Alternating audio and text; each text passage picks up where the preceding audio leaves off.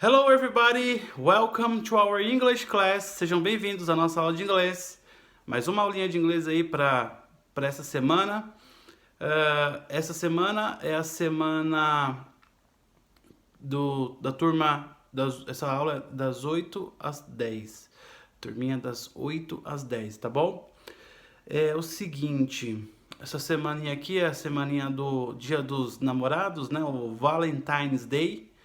É engraçado que o Valentine's Day nos Estados Unidos ele é comemorado em outra data. Ele é comemorado lá no mês de fevereiro, tá?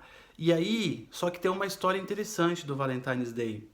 O Valentine's Day em fevereiro, comemorado nos Estados Unidos, ele tem uma certa diferença a respeito do Dia dos Namorados no Brasil. O que acontece? Valentine's Day é uma lembrança que nós temos do dia de São Valentim, que foi que uma das histórias que conta, né, uma das histórias que conta a respeito do Valentine's Day, do dia de São Valentim, é que Valentim era um padre e esse padre fazia casamentos que não poderiam ser realizados. E aí esse padre casava os soldados lá daquela época do exército que não, o general, o governador, não queria que esses soldados se casassem, né? Porque quando eles iam para a guerra, eles ficavam com saudade da família, ficavam pensando, ficavam pensativos. E isso ele achava que atrapalhava, por exemplo, em questões referentes à bravura do soldado, ao soldado ter foco na, na, na batalha em si, né? E ficava pensativo na sua família, nas pessoas que ele amava. E aí o que acontece? Mediante isso aí, esse padre, né, o padre Valentim, começou a fazer o quê? Casamentos escondido, sem permissão, sem poder fazer. Só que essa informação começou a ser propagada. Um soldado começou, teve a sua cerimônia feita nas escondidas, falou para outro, que falou para outro, que falou para outro, até que o padre foi descoberto. E aí, quando ele foi descoberto, o governador mandou o quê? Matá-lo, tá? Essa é uma das histórias referente a essa data aí do Valentine's Day. Tá? E aí ele foi morto, e aí nesse dia, e aí foi celebrado o dia de São Valentim, que é lá em fevereiro, que na verdade, nos países que se falam a língua inglesa, ele tem uma conotação diferente daqui, por exemplo, do Brasil. Lá, o Valentine's Day, ou o Dia dos Namorados, é mais o dia do amor. Então, assim, lá é considerado, por exemplo, o dia do amigo. Você pode, por exemplo, mandar uma carta para um amigo, uma mensagem, um presente para um amigo, né? Então, não precisa ter uma conotação romântica com a pessoa, né? Não há necessidade de ter essa conotação romântica com a pessoa. Diferente do Brasil, que é mais mesmo uma questão do namoro, né? Do namoro, do relacionamento, do romantismo, né? Lá não, lá é uma coisa mais assim, fraternal, amor fraternal, certo? Amor entre amigos, amor entre irmãos, entre familiares. Então lá é uma coisa mais ampla, né? Aqui é uma coisa mais específica. E a gente sabe que aqui no Brasil foi lançada essa data é, para agora, para esse mês de junho, porque o mês de junho era um mês que não tinha feriado, né? Não se tinha feriado nesse mês, assim. Então, assim, era um mês considerado para a área de negócios, era um mês um tanto fraco. E aí, para aquecer a economia do país, né, um governador, né, antigo, um político antigo, né, instituiu a data dos Dias dos Namorados em 12 de junho no Brasil, tá? Para dar para melhorar mais essa questão, aquecer o mercado, né, em relação à compra de presentes e aquela coisa toda, tá? Então é isso, só uma historinha referente ao Dia dos Namorados, ou em inglês, Valentine's Day, ok? Guys, a última semana nós estudamos sobre, na Unit 6, unidade 6, Tell Me About Your Family. Nós aprendemos sobre a família. Family, que é a primeira família, tá? Família de primeiro grau, pai, mãe, irmão, irmã, ok? E nós aprendemos também sobre os relatives. Relatives, os parentes. Nós aprendemos a respeito dos parentes, tá? Primo, prima, tio, tia, cunhado, enfim, os outros tipos de parentesco, certo? E aí nós vamos dar sequência nas atividades para essa semana, tá bom? Então, open your books, abram os livros de vocês aí, na página 50, page 54. Na page 54, na página 54, melhor, volta na 53, voltem na 53, porque na 53 nós temos aí os adjetivos de posse, né? Esses adjetivos de posse, pessoal, eles são importantes. Por quê? Eles são importantes porque a gente vai trabalhar a questão de quando você tem posse de algo em inglês, tá?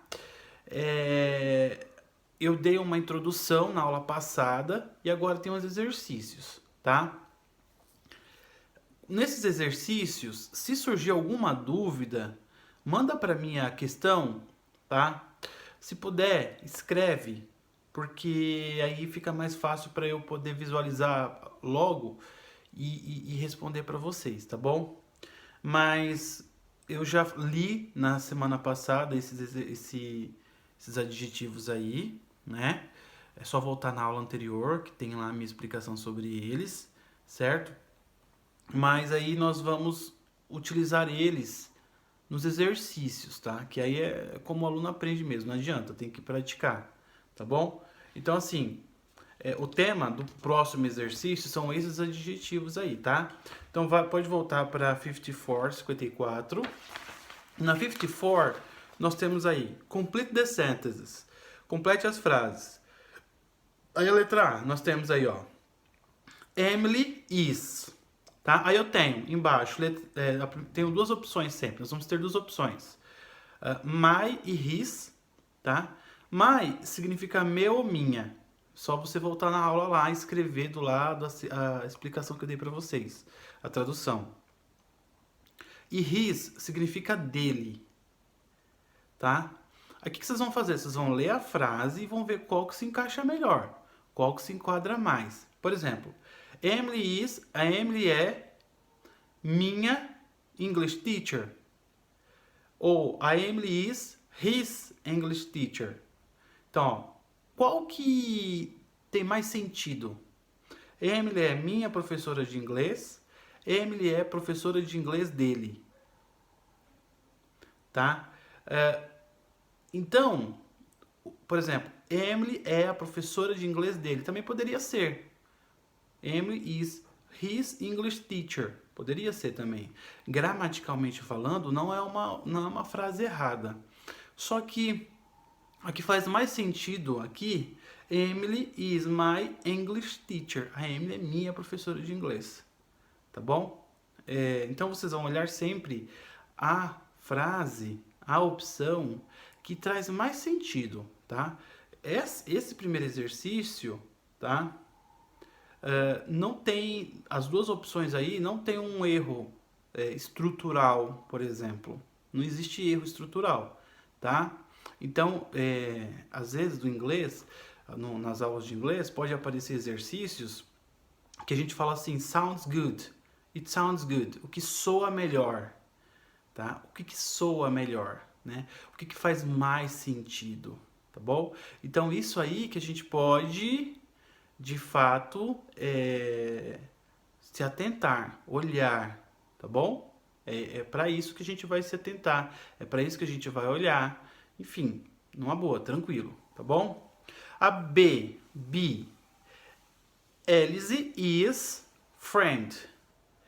Alice is him friend ou Alice is our friend.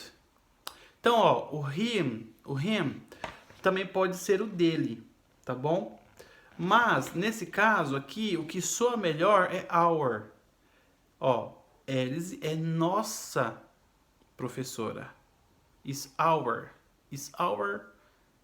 Desculpa, friend, nossa amiga. Alice is our friend, tá bom? Se fosse para mim usar o him aí, que também é dele, eu usaria o his. Is his friend, tá? Eu vou trazer mais alguns exemplos desse exercício para ficar mais claro para os alunos, tá bom?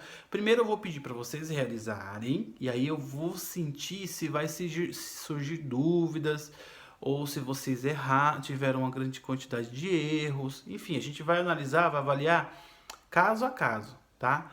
Cada caso, certo? E aí, avaliando esses casos aí, a gente vai poder o quê? Compreender, eu vou poder ter uma noção de se vocês entenderam a explicação ou não, tá bom? Ok, aí as opções são letras C, Alp studies with hers ou his classmates. D, his grandparents come to visit them. Their grandparents come to visit them. Uma dica. Olhem também se é singular ou plural, tá bom? Vocês precisam prestar bem atenção nisso aí. É singular? É plural? Né? Qual que faz mais sentido? Tá bom? Enfim, esse exercício é para vocês fazerem. Aí exercício 2. Write down your family tree. Escreva abaixo a sua árvore genealógica, tá? Então, nesse exercício aqui, vocês vão escrever, por exemplo, I am, aí vai colocar I am Samuel, beleza? Vai pôr o nome de vocês, eu tô falando o meu nome porque eu estou dando o exemplo. B, my father is, meu pai é. My father is John, my father is Peter, my father is George. Vocês vão colocar o nome do pai de vocês. My mother is, e assim sucessivamente, tá? Até na última, até a letra L, tá?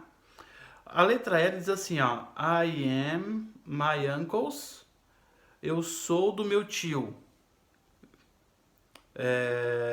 O que você é do tio de vocês? Tá? Então, quando tem esse apóstrofo, quer dizer que a pessoa ela é de alguma coisa. Por exemplo, uma outra que tem apóstrofo aqui. J. Ó. Não, a K. I am my aunt, eu sou da minha tia. O que eu sou da minha tia? Certo? Sobrinho. Tá? Então vocês vão pôr aí a palavra sobrinho em inglês. Ok? Então esse é o exercício, tá? Da page 54, tá? Da 54. E dúvidas, send me messages. Pode me mandar as mensagens, tá bom? Ok? Essa é a 54. Aí a 55, a 55, é o que vocês já fizeram lá no começo da unidade. Write your family tree. Escreva sua árvore genealógica, tá? Tem aí, árvore genealógica de vocês. É só copiar aquela lá, tá bom? Na verdade, teacher, precisa fazer de novo? Precisa copiar? Eu já fiz lá, precisa, tá? Eu peço que vocês façam pra gente não deixar folha em branco aí, tá bom? Já vou ter que fazer com vocês na volta aqui da quarentena. A gente já vai fazer aqueles exercícios os exercícios que a gente chama de listening, né? De escuta, que a gente não está fazendo aqui agora, tá bom? Então, no retorno a gente vai fazer os exercícios de listening, ok? Bom, então façam o que é writing, tudo que é escrita que eu passar, por favor. Então, por gentileza, é só copiar, tá bom?